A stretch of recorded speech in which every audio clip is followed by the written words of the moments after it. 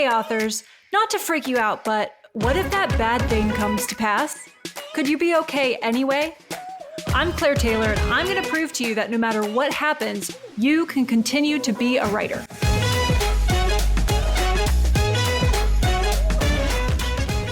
Welcome back to another episode of What If for Authors. I'm glad you're here. My name's Claire Taylor, and I'm an Enneagram-certified coach for authors, as well as a humor and mystery writer. You can check out my latest book for authors, Sustain Your Author Career, by going to ffs.media/sustain. I was not planning on doing this topic for an episode, but it's so clear that we need to talk about it. It's been a point of discussion, if not concern, in every coaching call I've had since the U.S. election earlier this month, even with clients who live outside the U.S. So there's really no point in pretending otherwise. Let's talk about it. Let's ask the question on many people's hearts and minds: what if my country collapses? First of all, if you're thrilled with the results of the U.S. election this year, I'm not sure that this is the episode for you.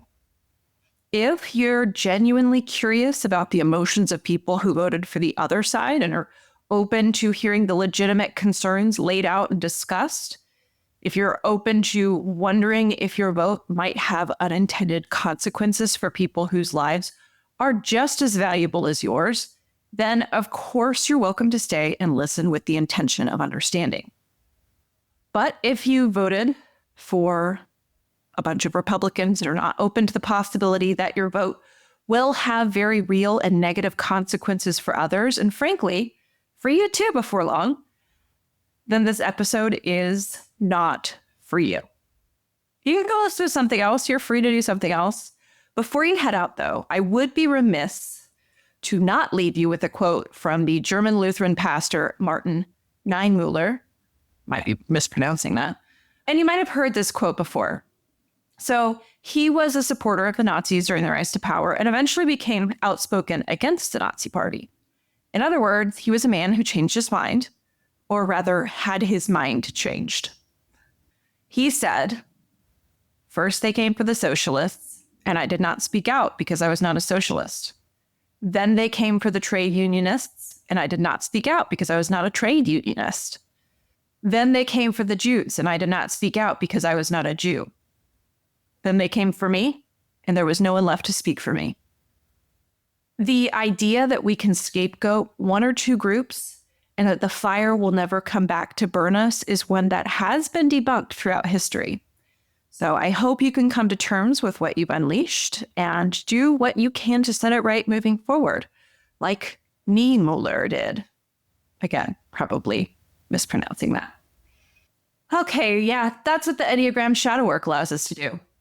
That's why it's crucial for growth. It allows us to see what we've done, take accountability, and determine the best path toward making things right, if need be. So if you are someone who is very excited about the Trump victory, I hope you'll take that quote with you on your way out. Okay, if you're one of the people who is disheartened, disillusioned, or even despairing as a result of the U.S. election, this is the episode for you.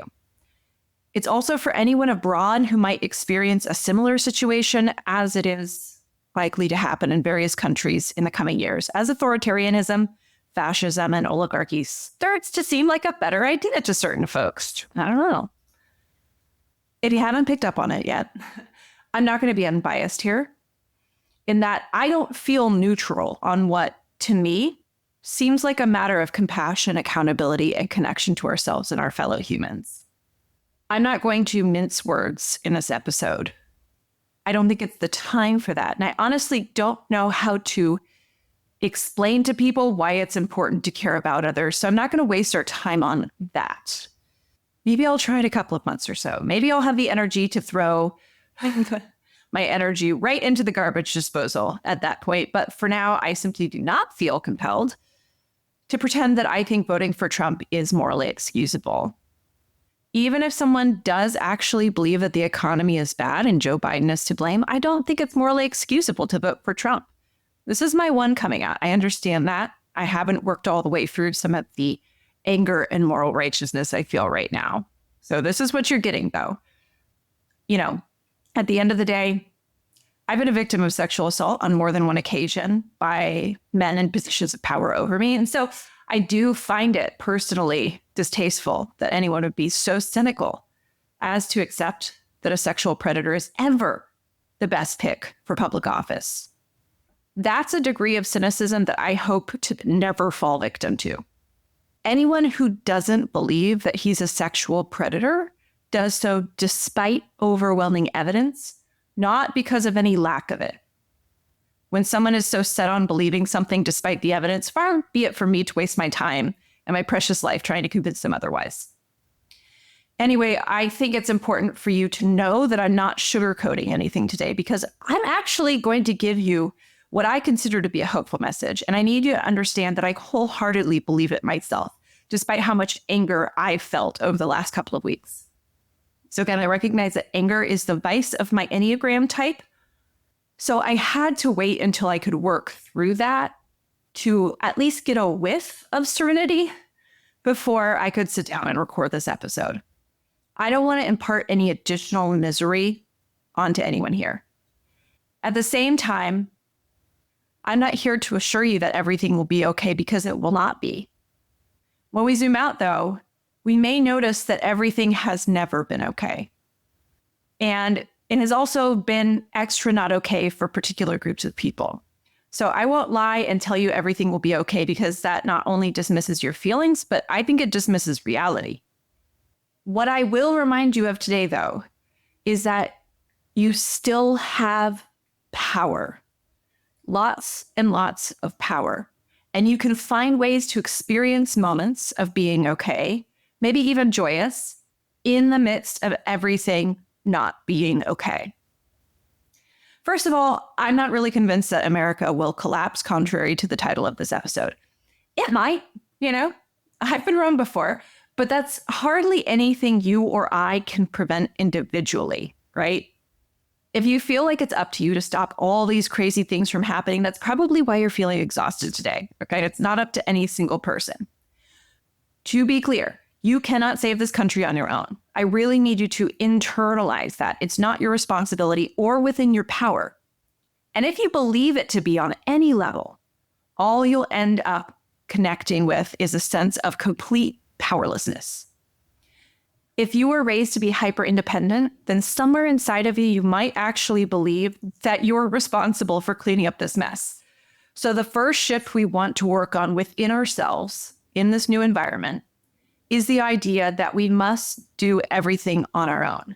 That is not true. Never in history has any one person cleaned up a mess this big on their own.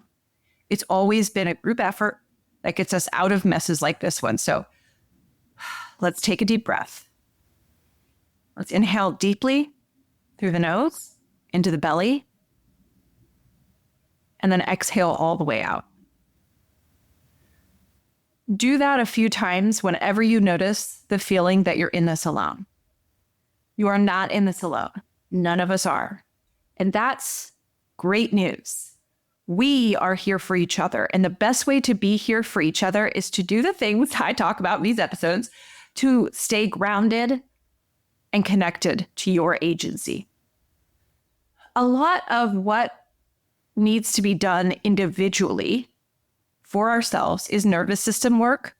So this looks like increasing your quiet time for meditation, prayer, stretching, deep breathing, tarot, whatever helps you feel spiritually grounded in the present and calm.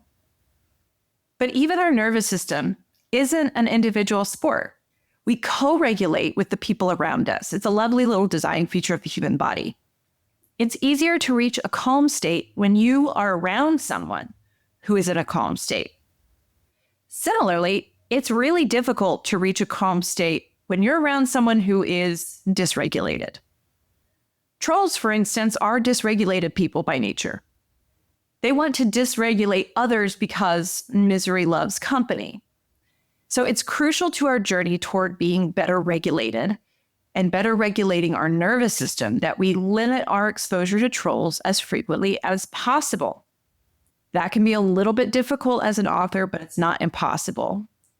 Choosing who we spend time around and when during the coming months is going to be an important decision for us and our well-being, as well as our ability to just get the words done because we're writers, remember? But this choice is within your power, so don't give it up. And that brings us to really exploring all of the power you and I still have. I want you to think about how many quotes you saw in the days following the election that were passed around the internet from movies, TV shows, and books. People wrote those quotes, writers like you. And those quotes are what society looks to in dark times. Authors shape our culture, always have. And our culture has been imbibing poison lately, clearly. But you have the power to write words that change people. You have the power to write words that heal people. Words that keep people going when times are exceptionally shitty. That pull people back from the precipice of cynicism and keep them hoping enough to keep going, to keep fighting for themselves and for others. If you don't see the power that you hold in your hands as an author, it's because you're running scared from it, not because it's not there. If writing feels frivolous to you in light of recent events, here's what I have to say. You either need to stop fighting how important your stories are to people out there, or you need to write more important stories. So my purpose on this earth as an Enneagram type 1, as a reformer, and this is just as I see it, but my purpose is to light a fire under your ass, okay? To wake up myself and others to what is right and good and what collective action is needed to move us toward that. We each have a gift to bring, and to get to that gift, we have to cut through the fear that keeps us from it. What did you think we were doing all this work for together, right? Just to fuck around? No, we have important work here. Not more work that can be expected of a single person, but important work all the same. When I think about the writers and thinkers I respect the most, they, by and large, existed in dark times, in dark places. They faced depression way more than any white woman like me is facing today. The dark times are when we find out what we're made of. And I hope you accept that challenge with hope in your heart. I really do. The day after the election, I silenced my phone. John was in Houston for a case, so I had lots of time to practice solitude in the morning. One question that started really tugging at my attention was this. What if I'm built for this moment? Now, there's a what if for you, right? What if I'm built for this moment? The strange thing is, I felt a certainty almost as soon as I asked the question that I am built for this moment. How could I not be? I was shaped by the events leading up to this moment. Now, I may not fully see yet how I'm built for this moment, but I know that I am in a way of knowing that really just lives deep down in my bones. And I believe that you are too. Maybe you still have to learn how you're made for this moment, but we each have a pretty big hint that our writing may be a part of that. I've since started uncovering how I'm made for this moment bit by bit. And while I don't expect you to be particularly interested in me and all of my personal stuff, I'll explain my logic so that you can apply the example to your own life if you want to. I do believe that I was built from my core all the way up to be a menace, to be a problem for people who are taking advantage of others. Now, if someone who knew me as a goody-goody in middle school heard me say that, they might disagree. But I think even that perfectionist part of me is a crucial piece. I always want to know the rules, which is how I can find the loopholes and exploit them for chaotic good reasons. I also care more about following my conscience than staying safe, which my nervous system doesn't always love, but which works well as a reformer. So I've been writing satire and sharpening that sword since I was in high school. I love poking fun at bigots. Nothing makes me feel more alive than undermining egomaniacal authoritarians by making people laugh at how utterly silly they are. I've been reading psychology, sociology, philosophy, feminist theory, critical race theory, and history just for fun for years now, and continuing the work of deconstructing all the structures of control that interfere with the liberation process. I have a pen name entirely dedicated to satire. I have readers ready for the next book. Without even meaning to, I've built myself to be a problem for others, for the right people, in a moment such as this. Now, this is probably not how you were built for this moment. Almost assuredly not. We can't all be built in the same way. You're probably just looking at the odds, not built to be a menace, but that's okay. Maybe you are, maybe you aren't. Either way is fine. But I think if you look closely at the work you've done through the years, the skills you have, and your unique outlook and position in society, it will become obvious how you are built for this moment, how you've built yourself for this moment without even meaning to. There are important dishes that each Enneagram type brings to this potluck. There are elements that this moment is calling out for that each type can offer. You don't have to offer the one associated with your type either. You can bring that, or you can bring another one, or you can bring a few. I mean, truthfully, we can each bring all of them in small portions since we have all 9 types inside of us. So let me just give you a jumping off point if you're struggling to understand how you might be made for this moment. Here's what I see being called for from the 9 energies of the Enneagram. 1s, moral courage and integrity. 2s, steady compassion. 3s, the path to change. 4s, artistic disruption. 5s, context and clarity.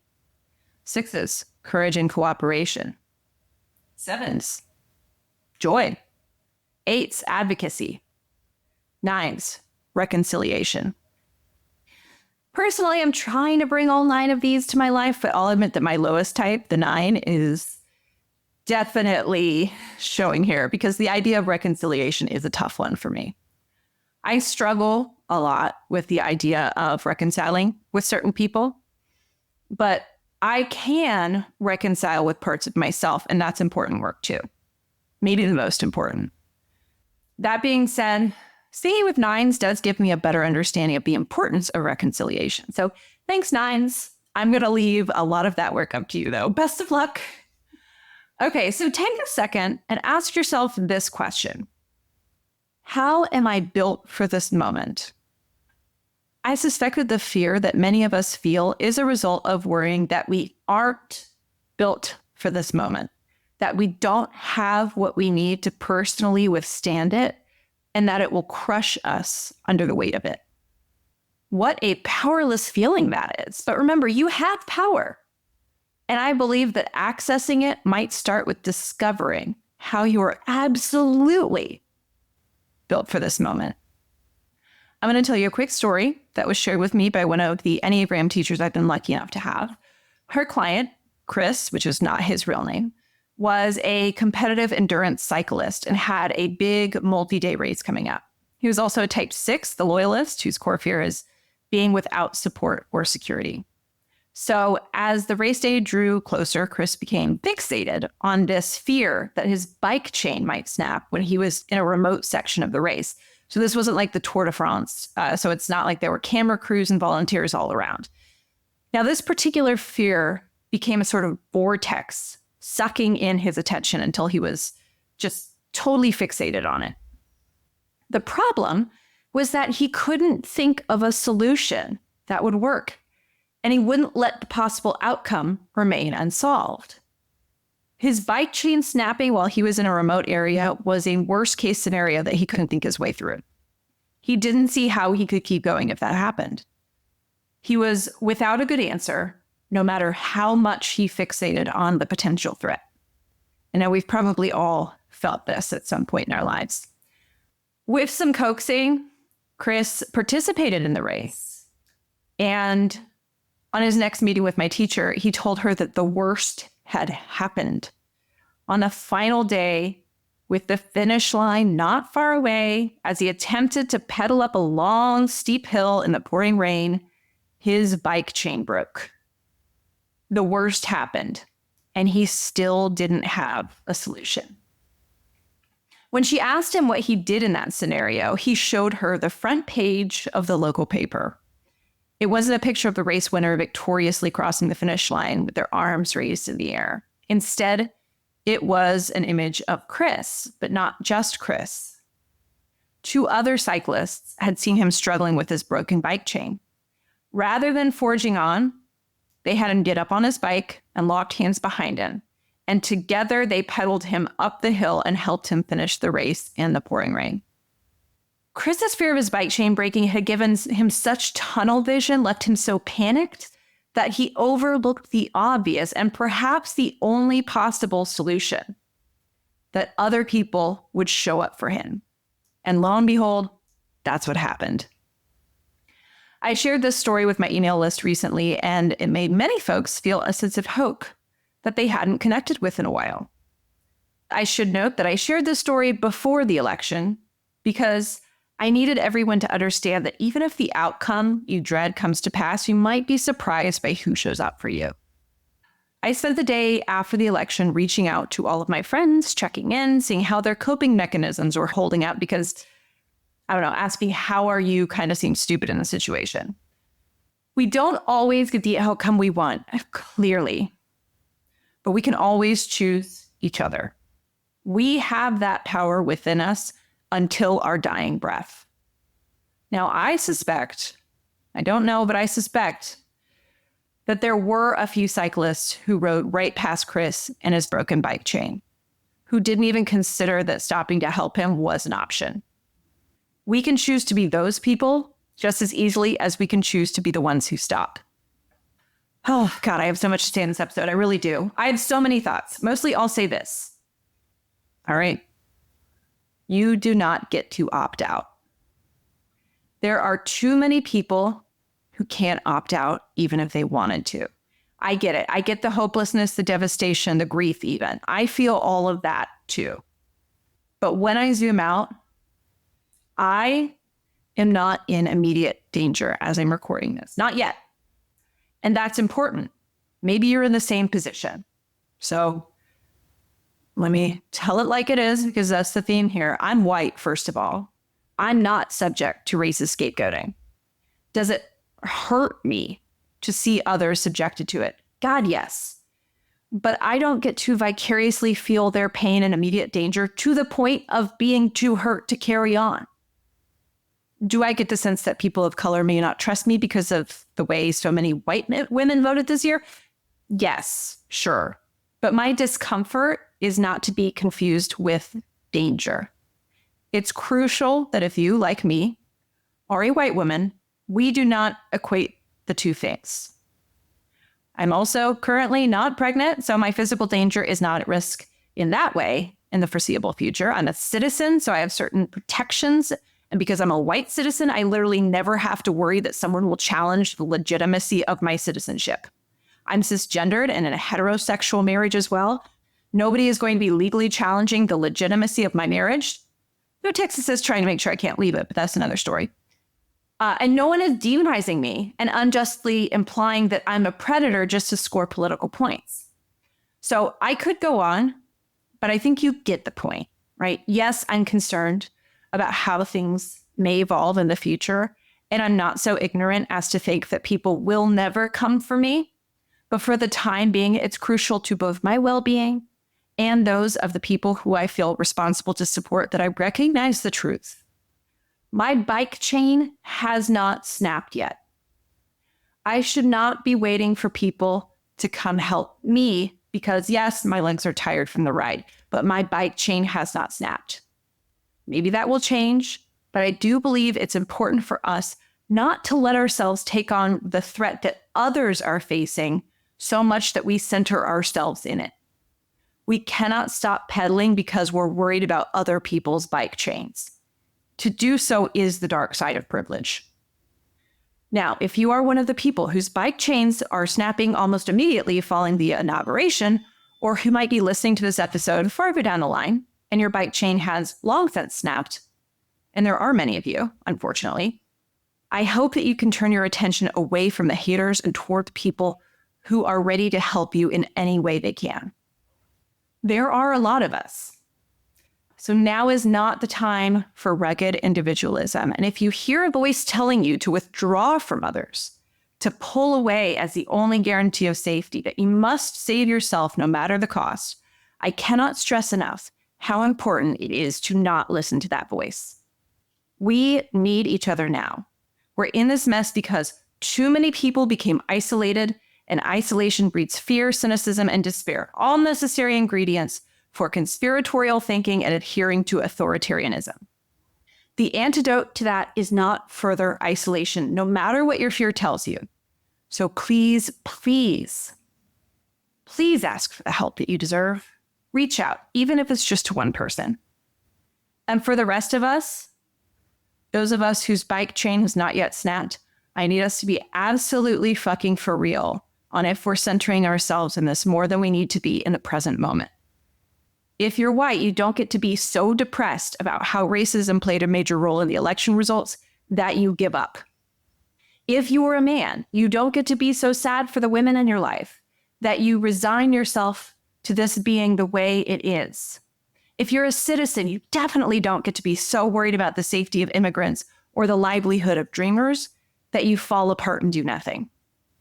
As my fellow Type 1, Michelle Obama, said in her recent speech, do something. You're an author. Start there. Do something. Especially if you write in genres where you have readers on the other side of the political spectrum. Show them a better way through your stories. Show them a world where people care for the stranger.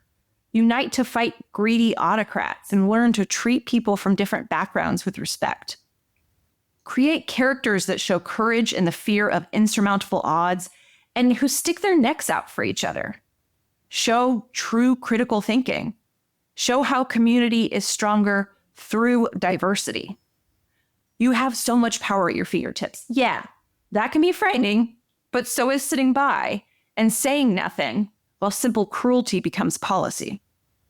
Live so that you can live with yourself, is what I'm saying.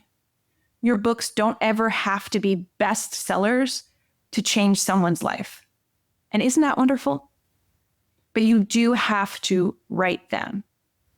If you are still grieving a future that will never come, if you're still afraid, I get it. If you absolutely need time to process this, take that. But sometimes writing is the best way to process things like this. That's how most of us became writers. So just consider it. Also, do yourself a favor, especially if you're a head-centered type, and stop trying to make sense of the nonsensical. Stop trying to understand the logic of the illogical. Those are dead ends and quicksand. Allow yourself to turn your attention toward showing logic in motion. And this is why we do the work, y'all. This is why we learn to live next to our fear instead of in it. America has not done the work. It has not done its shadow work. And you can see the results of that in so many citizens believing that things like genocide and concentration camps happen in other countries, not this one, except it's happened here already. What happened to the Native Americans fits every definition of a genocide. In that way, our country was built on genocide. And we didn't call them concentration camps, but we called them internment camps, integration detention centers, and for-profit prisons. Oh yeah, and there was all that slavery for 400 years. So we have changed the names of things so that those who haven't done their shadow work could look away and keep the ugliness at arm's length. But these ugly things will keep happening in America until we are able to look at the shadow together, to call it by its name and say that, yes, this is the America we know. And then we need to do the long overdue work to right the wrongs. So if you can see the horrifying effects on a large scale of not doing the shadow work, then you may better understand the importance of doing it on an individual scale. We aren't ready to say we're fighting on the side of justice, compassion, and liberation if we haven't confronted the ways we've benefited from injustice, where we lack compassion for ourselves and others, and where we still attempt to exercise control over the external world. Confronting ugliness starts at home. So if you've been doing this work, thank you. If you haven't started it yet, now's the time. We do this so that we can figure out how we're built for the moment, in healing ourselves, in integrating all the good, the bad, and the ugly of being human. We get to discover how we are exactly who is needed in this moment of this timeline to care for our friends, to raise brave and compassionate children, and to inspire others to do the same. I understand that some of us may feel like giving up. I've observed that feeling in myself. But at the end of the day, we must not choose that. Roll those shoulders back and take a deep breath. You aren't built to take on the whole problem, but you are absolutely built for your part in this collective effort. So if you're wondering, what if my country collapses? I say that the answer is pretty simple. We build it back up together, and we make better allies to each other by doing the deep and difficult work that everything in your ego is begging you to avoid. You may wish this wasn't the moment in time you were living in, the situation in which you were raising your children. You may wish none of this had happened. But as Gandalf said, so do all who live to see such times. But that is not for them to decide. All we have to decide is what to do with the time that is given to us. And of course, Gandalf did not say that. A writer wrote that. I don't know about you, but I'm renewing my commitment to fiction because it matters, because it changes societies from the inside out, because the choice is still mine, because there is power in that can't be taken away or banned, no matter how hard some might try. And make no mistake, people are going to try. They already are. That just shows me how terrified the truth makes some people. And that makes me want to speak it and write it even more. And the next time you feel powerless, turn your attention to all the power you have.